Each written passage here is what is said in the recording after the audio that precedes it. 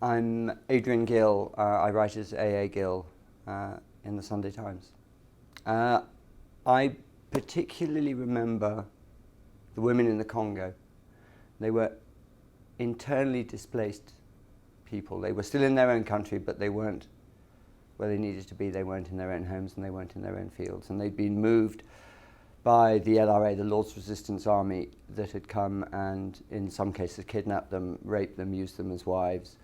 Some of them had children by the men who'd raped them and had escaped. Some of them had just been displaced because their families had been killed, their children had been stolen. They were desperate, in a desperate place.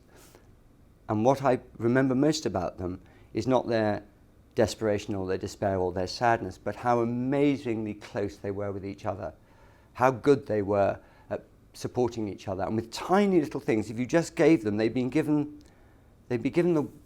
the makings of, they could make donuts. And they would sit together in the morning and they'd make donuts. And then they'd sell the donuts to market workers and aid workers and soldiers. And it was enough. They made a little living and they grew some of their own food in the field next door to their camp. And what I remember was how they looked after each other. It was amazing.